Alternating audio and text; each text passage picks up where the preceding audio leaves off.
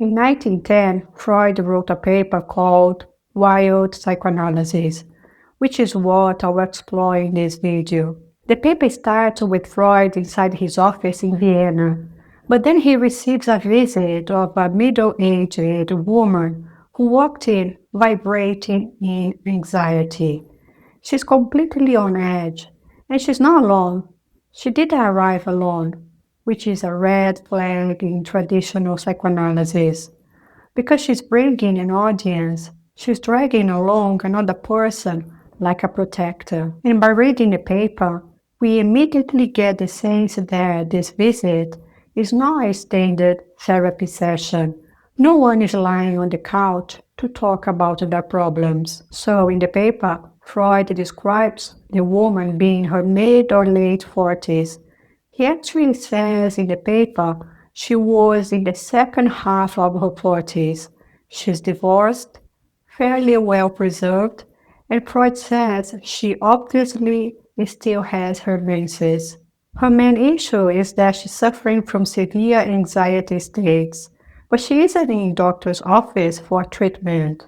She's not there to ask Freud to cure her. She's there to confirm a diagnosis she got from someone else, from a doctor in the suburbs she saw before, and this diagnosis has horrified her. The young doctor in the suburbs didn't just tell her to get some rest or drink some herbal tea or take a walk. He gave her a prescription that today would probably get his license revoked. The young doctor told her that the cause of her anxiety was a lack of sexual satisfaction, and the doctor claims he is a student of Freud's new discoveries. So he told her that she's missing her husband, and because she is suffering from this lack of physical release, he gave her three options, three ways to cure her anxiety. And the options were: option 1, return to her husband; option 2, take a lover; option 3, obtain satisfaction from herself. So a doctor told a religious middle-aged woman in 1910 Vienna that she needed to go back to her ex, or find a boyfriend, or handle matters solo. Otherwise, she'll stay sick forever, and she's devastated by this. She told Freud that these options felt wrong to her moral feelings. And she's deeply religious. She feels like she's incurable because she cannot do any of those three options. And there is more. The young doctor told her, "Hey, this is a new discovery. Dr. Freud is responsible for it. Go ask him yourself." So the young doctor put Freud in an incredible awkward position. He was used as the supreme authority for a prescription he never wrote. So she's standing there in Freud's office with her friend who was a widow for many years, and she didn't suffer from anxiety, and they are both waiting to hear from Freud. This prescription is wrong. You don't need a lover. You are not anxious.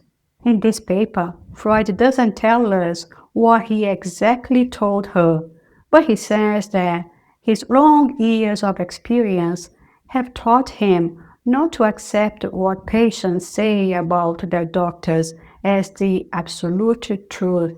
He calls it a tendenciously distorted account. Freud warns that nervous patients often project their own buried wishes onto the doctors. Patients hear a mild suggestion, but then they filter it through their own guilt and anxiety, and for them it sounds like a strict command. So with this, Freud thought maybe the doctor didn't actually say, "Go get a lover," or "You are incurable." Maybe he just said, "You seem lonely. Have you considered companionship?" In the paper, we can see that Freud hopes that the lady is exaggerating, and he uses the incident as a hypothetical case study to explain exactly what wild psychoanalysis is. He basically says, okay, let's assume this doctor did say exactly this to the lady. And here is why there is a terrible science. So, assuming the doctor did lay out those three alternatives, Freud called it wild. The doctor was wild because he assumed that just because he had read about Freud's theory of sexuality, he could entirely skip the technique of psychoanalysis. He thought he could just give a diagnosis like it was a chest pain, and his prescription, which was the three options, husband, lover, self-satisfaction, they were terrible in Freud's eyes. Because apart from the obvious moral shock to the patient, there is an underlying logic of it. If the woman needed a lover, or if she needed satisfaction with herself, she would have done it already. She didn't need a doctor to tell her those options existed. And Freud is actually quite sarcastic in the paper. He says, does the doctor really think a woman over 40 is unaware that taking a lover is a physical option? The problem isn't her lack of information. The problem is her inner resistance. She has a deep conflict. She has moral, religious, and psychological barriers that completely prevent her from doing those alternatives. And the young doctor completely ignored that conflict. So by telling her to just go do this, go do that, he is basically asking her to do the options that her mind is screaming at her to not do it. And that is exactly why she felt she was incurable, because the doctor presented those three options as the absolute only cures. And that's terrifying for a patient. It's essentially malpractice. It's removing the patient all the hope because the young doctor didn't understand the patient's actual mind. And this is the scientific mistake that the young doctor made. This is the part that people still get wrong about Freud today, over a century later.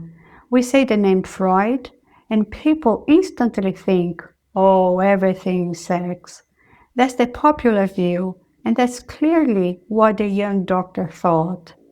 Freud's definition of psychosexuality is completely different from its popular sense. In 1910, the young doctor in the suburbs diagnosed the lady with what was called anxiety neurosis, which for us today is like a generic term for just being an anxious person, like generalized anxiety disorder. But back then, it had a highly specific medical meaning. When Freud looked at the woman, he saw her age, her history, the way she presented herself with her protective friend, and he saw something entirely different.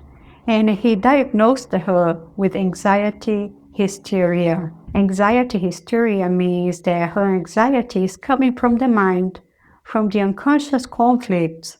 It requires mental treatment, it requires psychoanalysis, not physical therapy. But the young doctor misdiagnosed her.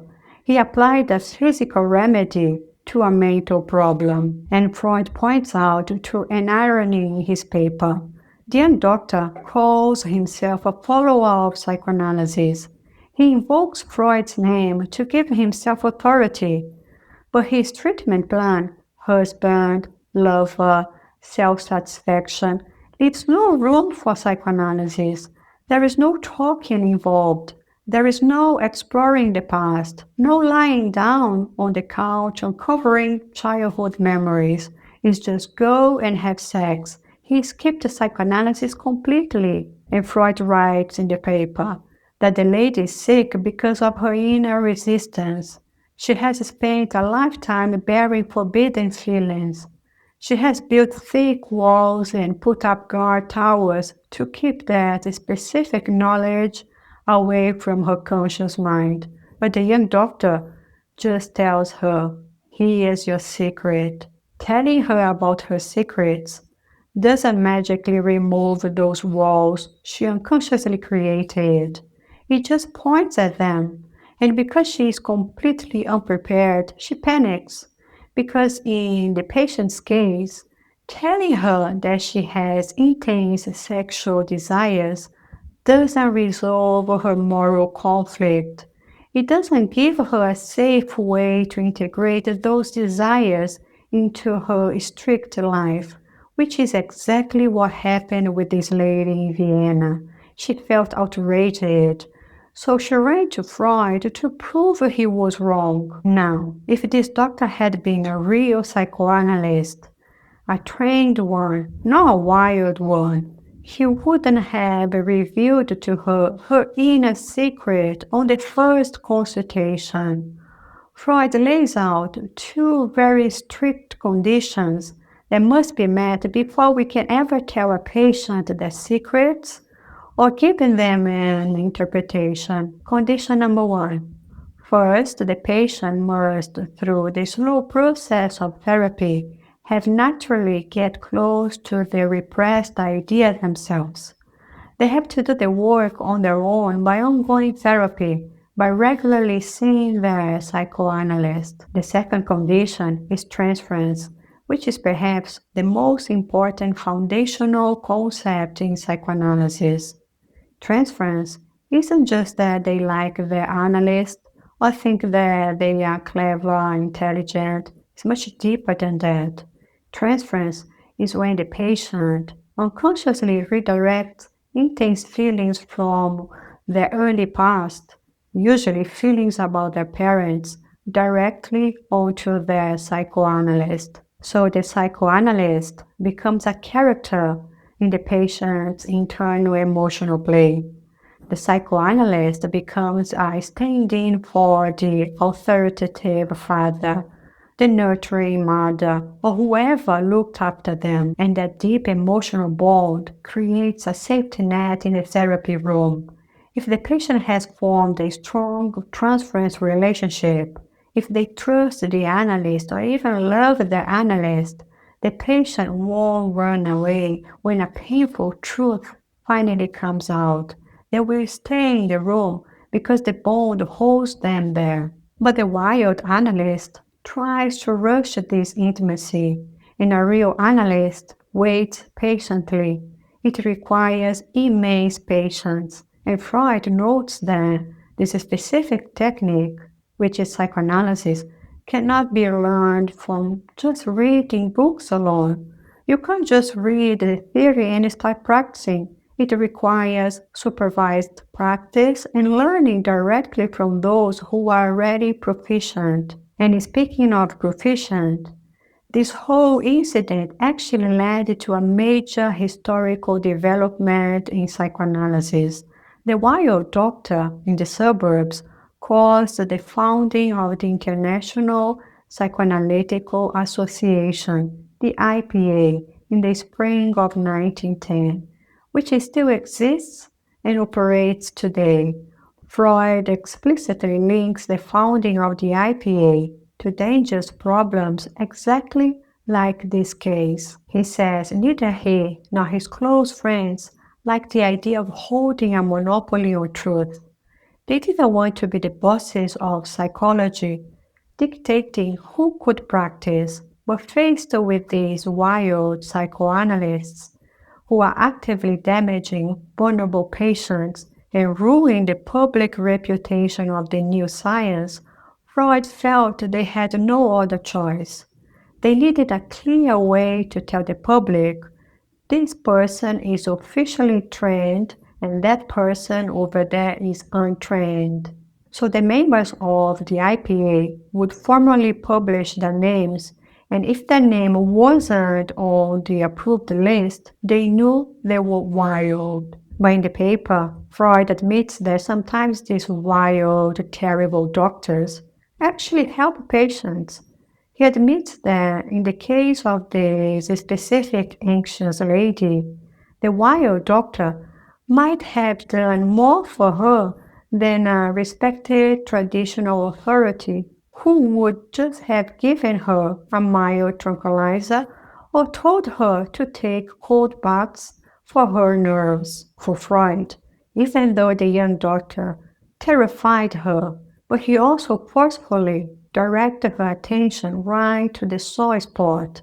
He pointed at the real underlying problem, her repressed sexuality, even if he did it in a clumsy, damaging way, which increased her prejudices, and according to Freud, this can be avoided if the psychoanalyst has a proper training. This paper also includes a letter in response to another doctor and also talks about a sensitive topic to be explored here.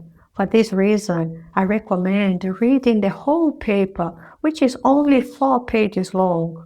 But the main topic of this paper, which is wild psychoanalysis, was well explored in this video. I hope you liked this video and I'll see you in the next one.